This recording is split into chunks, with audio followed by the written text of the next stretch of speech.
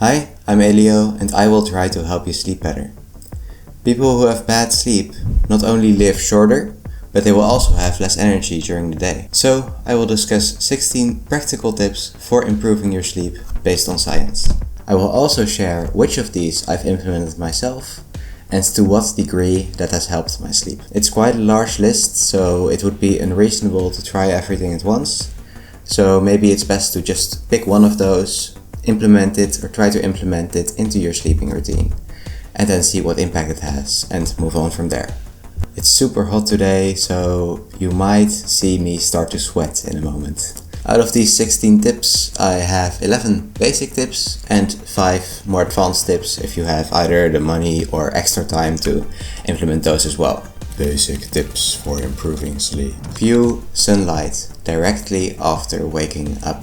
This sets the circadian clock in such a way that you will become sleepy in the late afternoon or evening, and melatonin will just be released appropriately at the appropriate time. The earlier you view this morning sunlight, the earlier your melatonin will be released, and in this way you can kind of influence your circadian rhythm and shift your sleeping time to wherever you want it to be.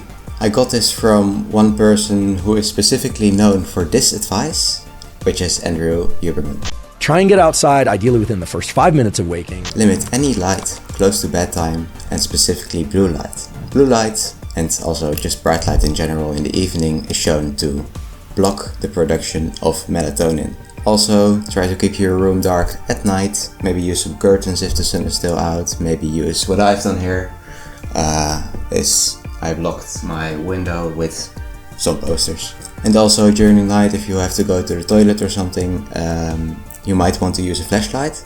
But it's actually shown that this melatonin disruption happens really quickly.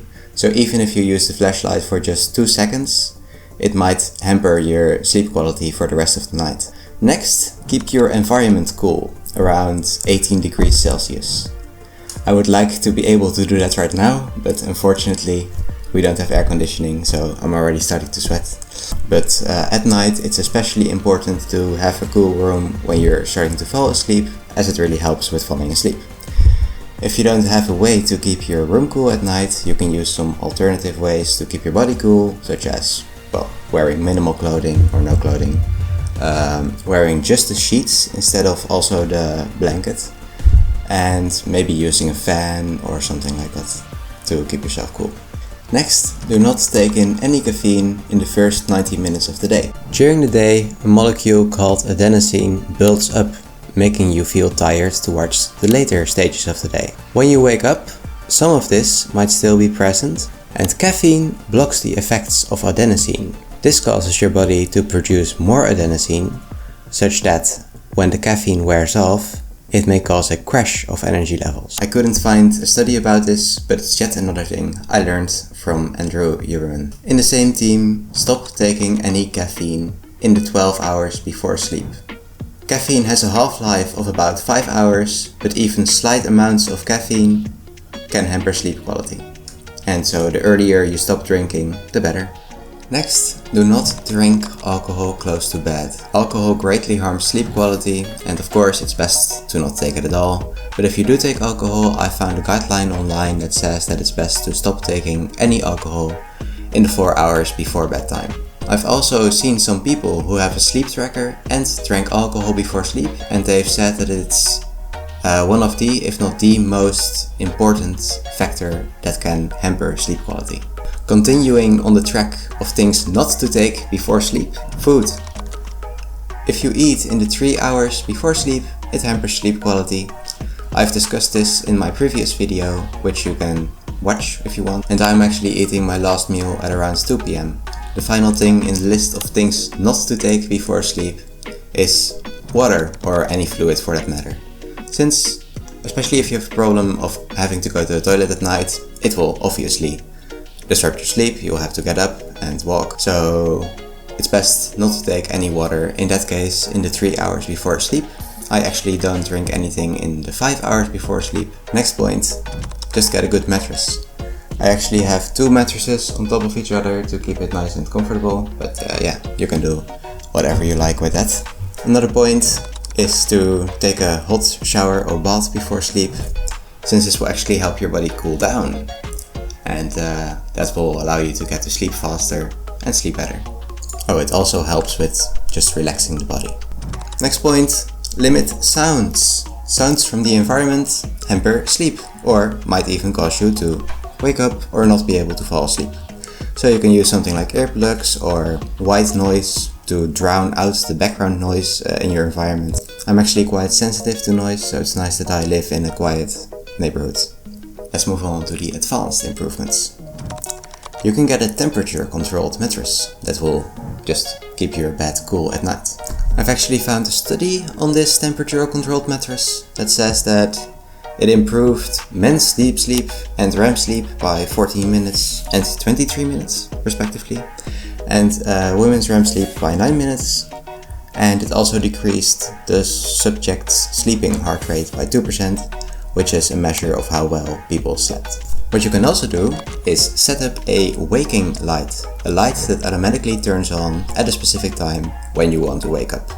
I have a waking light myself, it's right there, and it will turn on first red, then a bit brighter, then even brighter, and then full brightness over a period of a few minutes, and so I will naturally be able to wake up. If I'm still in a sleep cycle, this will not wake me up, and I can easily set it up with an app on my phone. This lamp actually only costs about 13 euros here. I live in the Netherlands.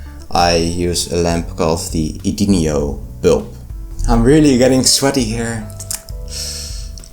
Next thing in the advanced improvement list is to get very consistent sleep timing. So going to bed about at the same time every night. So maybe a difference of a maximum of 30 minutes between when you go to sleep. And this consequently should also make sure that you will wake up around at the same time. The next tip, in line with what I just said about the wake up lamp, is to not use alarms. This might be something that is hard to implement, since you might have appointments or other things that you want to do at a certain time. And then it's really important to find a way to get to sleep early, such that you will naturally wake up at the right time to be able to do whatever you need to do.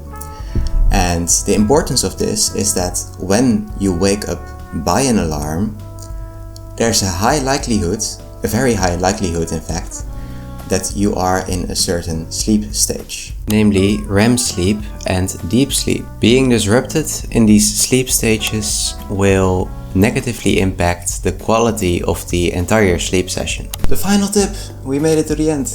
You can buy supplements, and this is completely optional. If you've done all the 14 previous things and it's perfect, then it's fine, you don't need to get supplements. But if you think, I've tried everything and I need to get good sleep, then you can buy 3 supplements. And once again, I learned this from Andrew Huberman. First thing you can get is magnesium threonate, which is just a form of magnesium, and the recommended dosage would be 145 milligrams. Another thing is L-theanine, where the recommended dosage is between 100 and 400 milligrams. And the final thing is epigenin at a dosage of 50 milligrams. All of these reduce anxiety and promote relaxation to fall asleep faster. Epigenin is actually the thing found in chamomile tea that makes the tea really relaxing. Now let's move on to what I've done to improve my sleep. As you might know, I don't drink alcohol. I've never drank alcohol, and I probably will not for a really long time. I also showed you my wake up lamp, so that's something I use, and I obviously don't use an alarm. I will also go outside for a walk immediately after I wake up to get the sunlight.